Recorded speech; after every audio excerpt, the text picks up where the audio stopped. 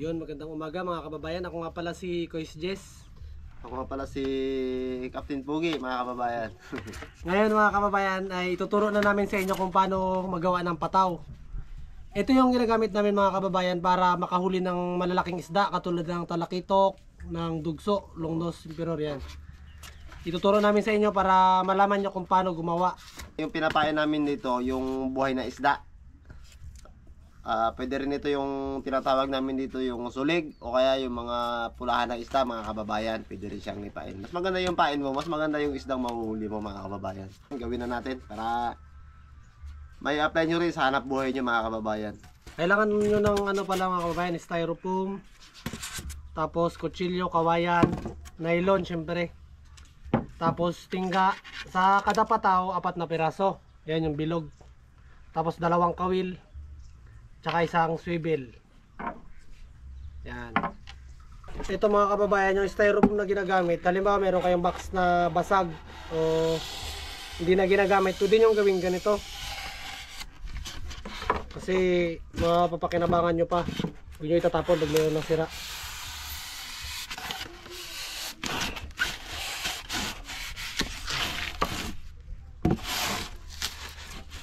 Yan, i-cut nyo lang 3 piraso to. Yung lapad pala nito, mga kababayan, is number 4. Yung lapad ng cutting nyo ng ganito, mga kababayan. Number 4 lang para mas madali nyong mapabilog. Pag napabilog nyo na, pag magbuhol kayo ng tali, ng line, madaling hawakan, mga kababayan. 3 doble para medyo makapal, magbibilog siya ng maganda.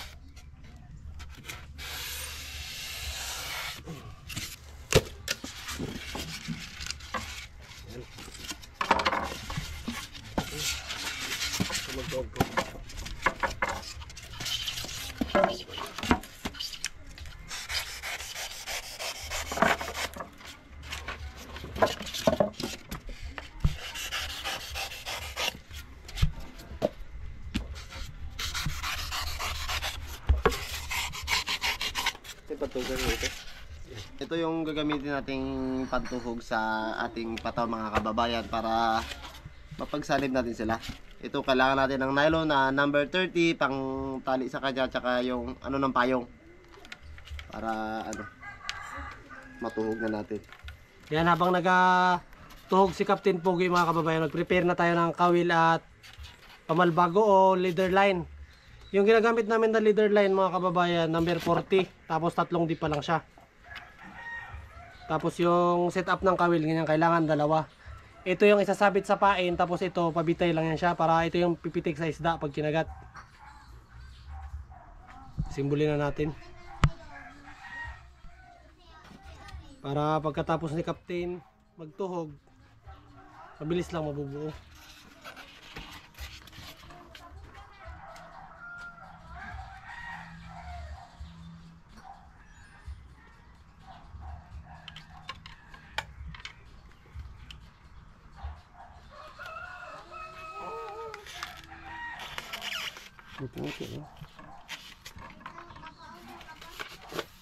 Sa pagtuhog, mga kababayan, kailangan mo lang igitna yung kawayan sa pagitan ng styro, mga kababayan.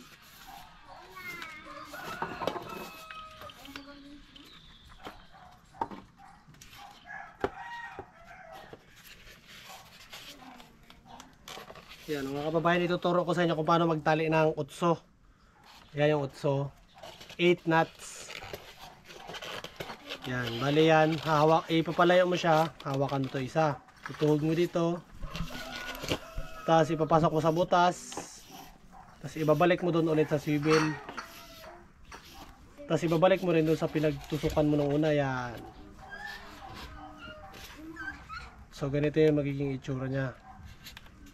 Yan o.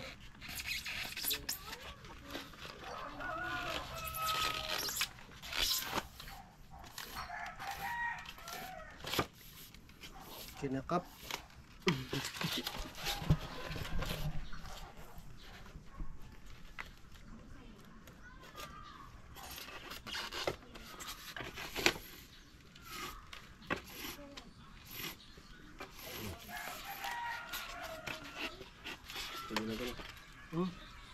Ano mo na dito.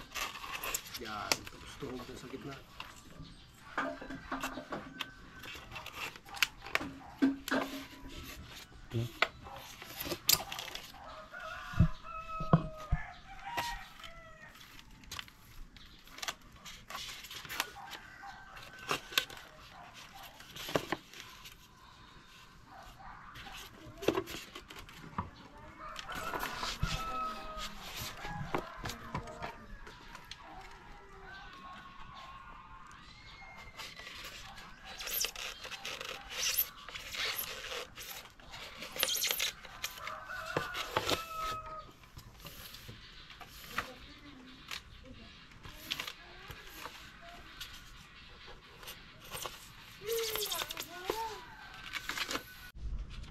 Ayan mga kababayan, natapos na natin tuhog. So yung next natin gagawin mga kababayan, puputulan natin to kasi mahaba. So yung pag sukat nito mga kababayan ng ano niya dito, ano lang, mga 6 inches lang mga kababayan. Yan. Ganito lang kahaba mga kababayan. Putulan na natin.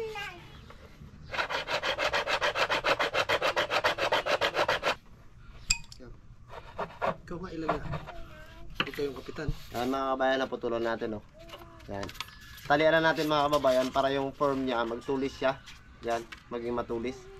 Para pag kinain ng isda, gaganyan lang yan siya. 10 kilos na langog. Yan, magtitipa na tayo mga kababayan ng nylon na isasalpak natin sa pataw. Mga 30 lang kadipa. Kasi mababaw lang ang area natin.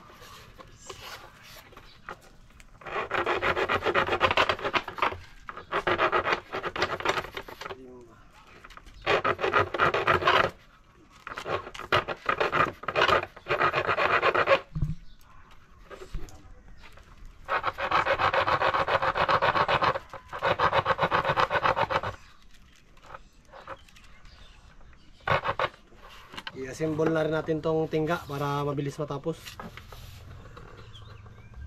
4 na peraso lang para sakto lang yung bigat, hindi masyadong mapadpad sa agos mga kababayan. Yan. Tali na natin sa swivel.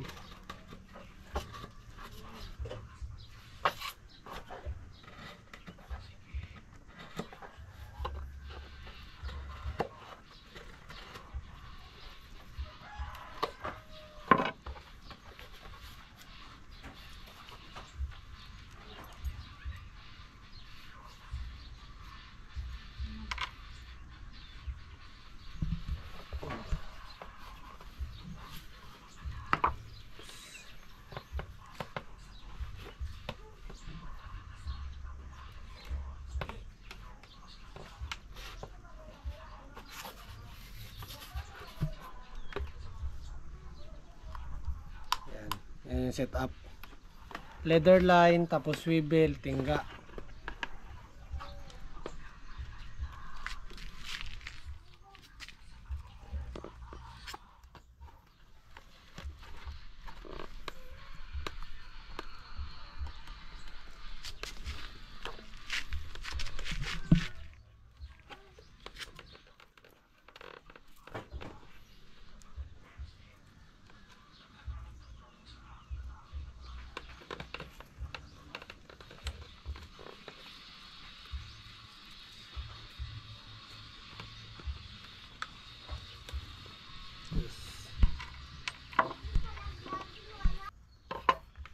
Ayan mga kababayan, natalian na natin.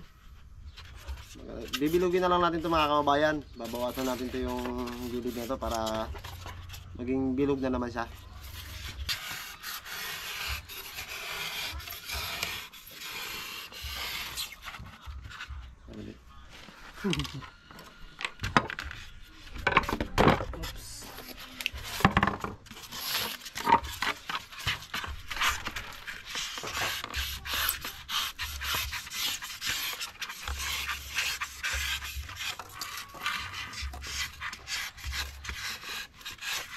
Ito mga kababayan, okay na rin siya kahit hindi bilugin. Kahit box, okay, tatayo naman yan. Pero mas komportable pag magapuron ka ng nylon, mas komportable kapag bilog.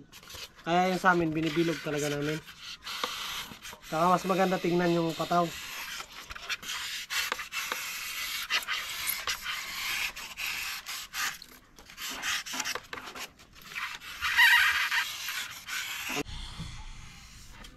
yun, bilog na.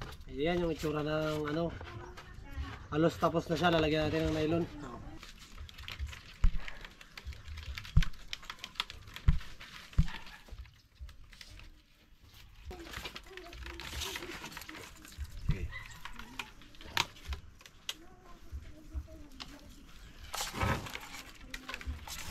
Nabanggit mo na yung leader niya. Ito. Ayan mga kababayan, tapos na. Ayan o. Sabit na natin. Ganito lang siya mga kababayan pag natapos. Ayan. Yung tingga, pag nagbuhol kayo, dito nyo lang banda isabit sa, ano, sa baba. Tapos yung hooks naman dito sa taas. Para madali siyang i-drop pag mag-drop na mga kababayan. Yan. Shoutout nga pala sa Dolphin. Salamat sa ano, sa pagbigay sa amin ng nylon na para sa aming pamamalakaya sa laot mga kababayan. Yan. Salamat sa Dolphin. So yun, hanggang dito na lang mga kababayan. Sana may natutunan kayo sa aming tinuro na paggawa ng pataw. Yan. So maraming salamat sa panonood. Salamat mga kababayan sa suporta.